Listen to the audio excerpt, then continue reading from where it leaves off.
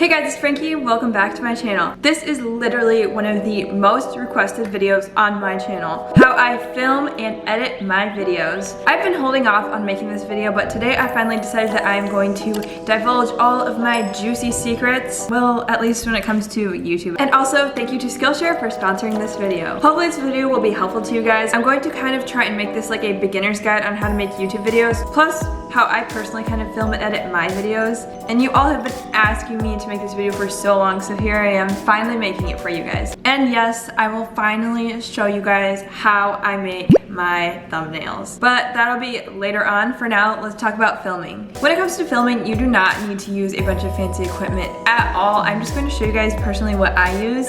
As for cameras, my main camera is the Canon EOS M50. I absolutely love this camera so much. It is my baby, it is my child, and I use it to film about 90% of the stuff you see on my channel. And for lenses, I just use the kit lens that came with the camera. I do want to invest in some different lenses for some different looks, but I haven't done that yet. I literally just use the lens that the camera came with. And when I am vlogging and out and about, I use this little guy. This is the Canon G7X Mark II. I'm pretty sure you've seen every YouTuber on the face of the earth with this camera. Mine's a little loved and scratched up, but she is a good camera. This was my first camera, but then I upgraded to this guy that I am filming on right now. She's still a great camera, but I personally prefer this camera over the G7X. But it's nice to have this when I don't feel like pulling out this big camera in public. It's very portable and compact, so yeah, I do enjoy having this little guy. It's very nice to just not have a giant camera that everyone is staring at you using. Very much so, still appreciate this guy. And I recently upgraded to the iPhone 11 Pro Max. This guy I use a lot for filming and vlogging. I actually have been kind of using it more so than this, which I feel bad. I feel like I'm neglecting this camera, but yeah, I really love the video quality on this phone. I even vlogged on my 8 Plus. Like, iPhone cameras are so good nowadays, so if you have pretty much any smartphone, you can vlog and shoot video on that. So yeah, I use this quite a bit when I just need to pull out my camera really quick and vlog something. So yeah, this is also a very helpful tool for me when it comes to filming. As for lighting, I use a mix of a ring light and natural lighting. Right now I'm using 100% natural lighting.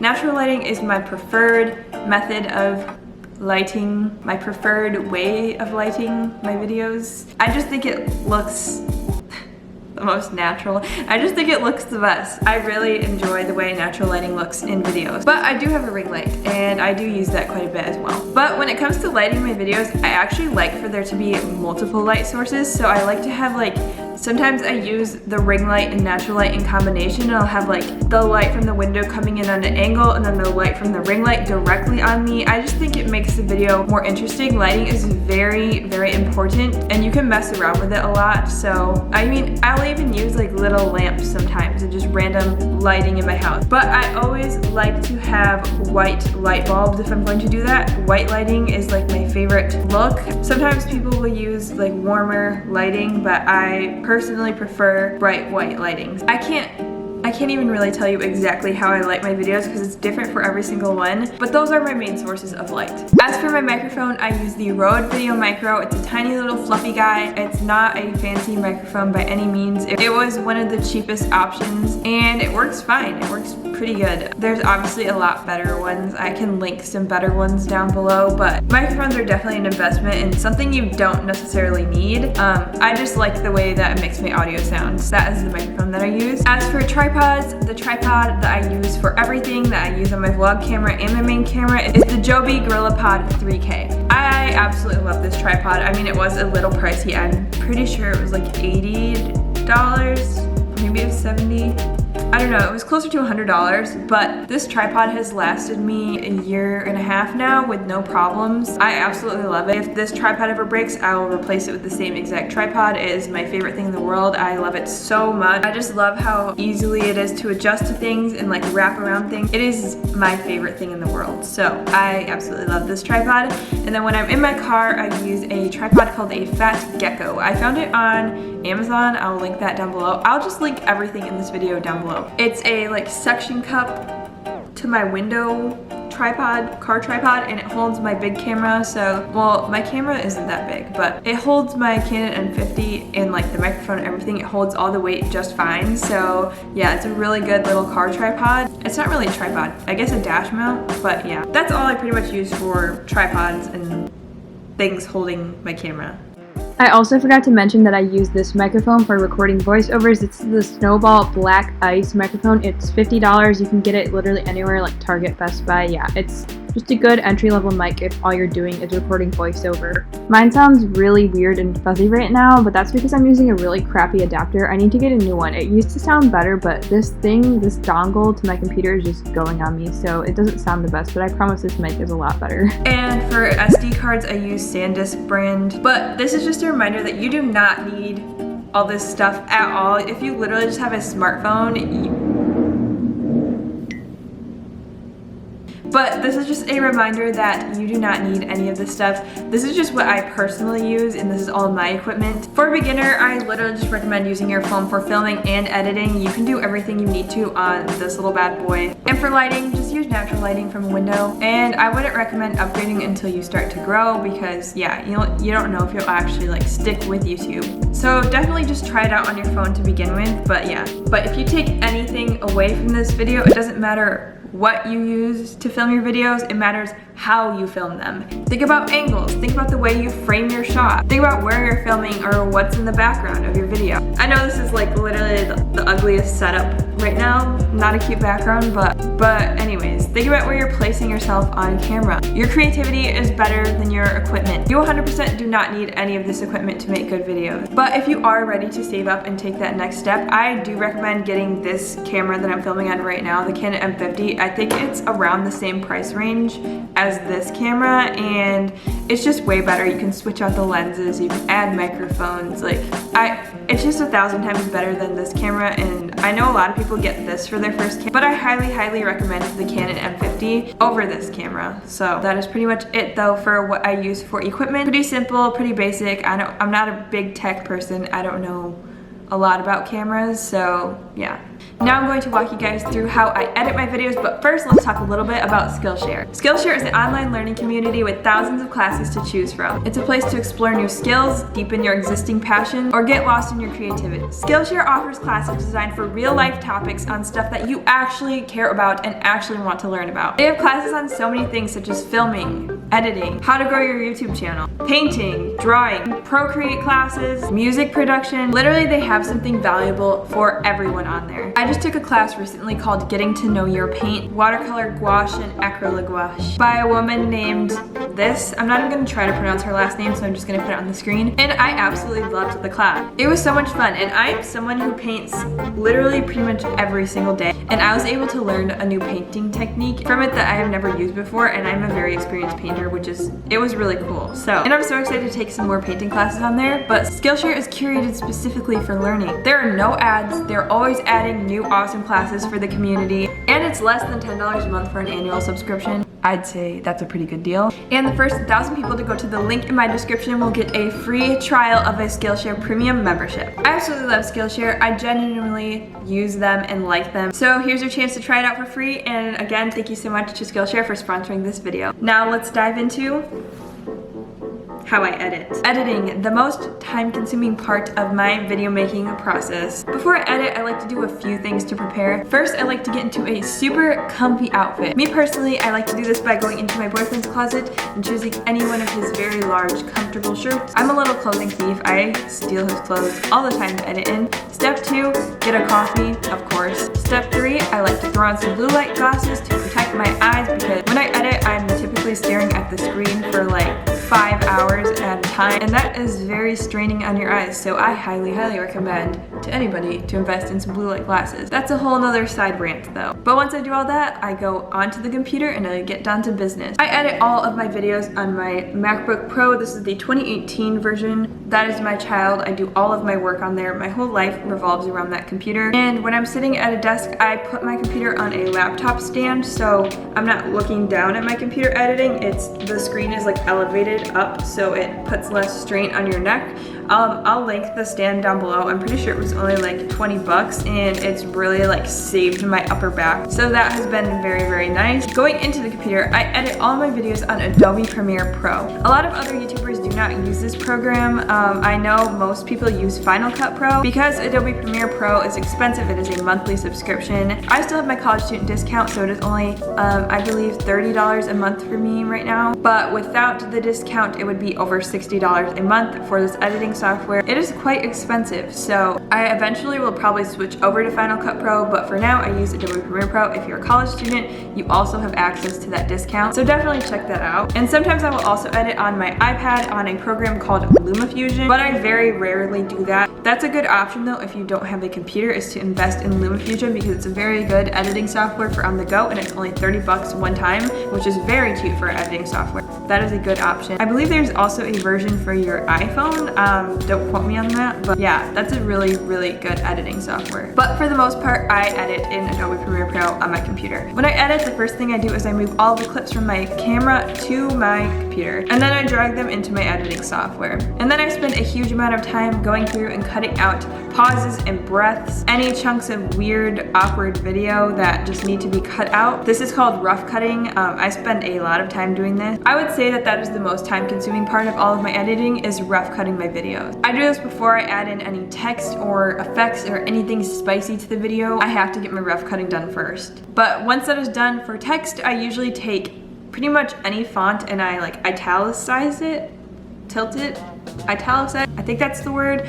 I italicize it, I turn it yellow, and then I put a black border around it, and then I turn the opacity down. Hopefully that makes sense, but I think this gives it like a little vintagey feel. That's pretty standard for all of my videos. That's pretty much how I do my text. Sometimes I'll do pink text, but for the most part, I use this black and yellow text on all my videos. Some other effects you see me personally doing are handwritten animations over my videos. I do this quite a bit, and I'm able to achieve that look with my iPad using Procreate. I can show you guys how to do that right now. Okay, so to make these animations, you're gonna open up Procreate and then turn the background color down to like a darker color, because I usually do this in white, and then open up at least 2 layers. That's very important. And then I'm just gonna do like a quick little doodle just to show you guys, but I'll draw it on one layer, and then I'll turn the opacity down, and then I'll go to the layer on top of it and then draw the exact same thing, because the way you draw it is not going to be perfect exactly like the other layer below it. So when you turn it into like the animation mode, it's gonna look like it's wiggling a little bit. And sometimes I'll change like something different between 2 layers. Like here you'll see like the little lines coming off of the heart. You'll see it in a second. I switched it to alternating.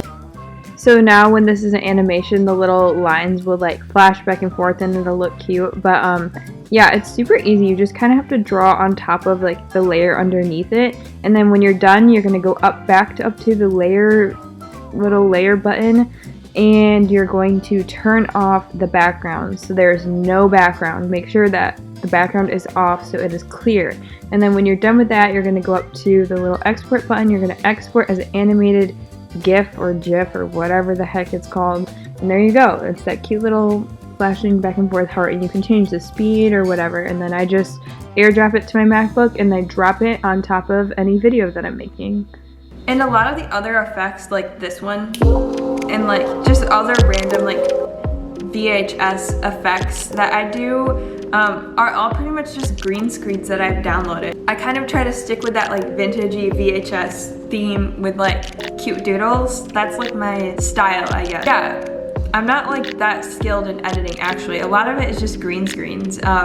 You're able to do green screen effects in pretty much any editing software, even iMovie. Definitely look into some green screens. Literally just go on YouTube and type in like free green screens, and there's a ton of effects. Yeah, I really don't know that much crazy stuff about editing. I'm not that skilled in it, but for the most part, every video of mine is different. Like every effect that I want to add into videos of mine are all situational for that video. So when I want to learn a new effect, I literally will just type it into YouTube, and it shows me how to do it, or Google. So if you're stuck on how to do something, just Google it, because depending on what editing software you're using, it's probably different. So I can only pretty much speak for my editing software. I can always make like a part 2 if there's anything else you guys want me to show you that I do in my videos. I made my intro, I made my outro, like I've made everything on this channel. So if there's any effects that you guys are curious about, I can always make like a separate video, like effects that I use in my videos. Let me know if you want to see that, because I don't really know what else to show you guys that differs in my editing from a lot of other people's. It's pretty much the same process. But yeah, I'm pretty basic. I just kind of rough cut my videos, add text, add a few effects, and then throw in some music in the background. Oh, that's important. I get all my music from a website called Epidemic Sound. It is $15 a month to link to your channel, but it is all copyright free. If you're making more than that a month from YouTube, I definitely recommend paying the $15 a month, because it makes such a difference to have good music in your videos. There is also a website called Thematic, and they also offer copyright-free music from artists on there. I've used that in the past as well, but Epidemic Sound just has a huge library of music and sound effects and just a bunch of cool stuff that you can use for your video. It's definitely worth it to pay for that, to not get copyright striked on your video and not be able to make any money on it now or in the future if you are getting monetized later. That is where I get my music, and this is probably the most requested, most asked question across my entire channel, and that is, how do I make my thumbnails? For thumbnails, I also use my iPad. Unfortunately, if you do not have an iPad and Apple Pencil, I do not know how to instruct you on how to make my thumbnails. Every single one of my thumbnails is hand-drawn by me. It is not a font. A lot of people ask, what font do you use in your thumbnails? It is not a font, that is my handwriting. You know what, I'm just going to put in a voiceover right here. Hello? Oh, you want to know how I make my thumbnails? Well, it's kind of a secret, but I guess I'll tell you, but please don't tell anybody. So here we go.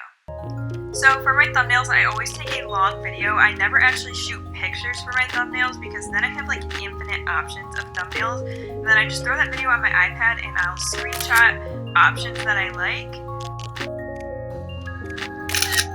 And then once I find the thumbnails that I like, I will crop down the picture, and then I will bring it over into Lightroom and put a filter on it. Here I am just going through all my presets, picking the best one, and then after I'm done with that, I go over to Procreate, and this is where the magic happens. So you're going to want to open a new layer, never ever draw on the actual picture, and then I always start with white, and I draw like kind of like outline of my thumbnail. This is just like a rough outline to make sure I know where to place all the text and stuff like that.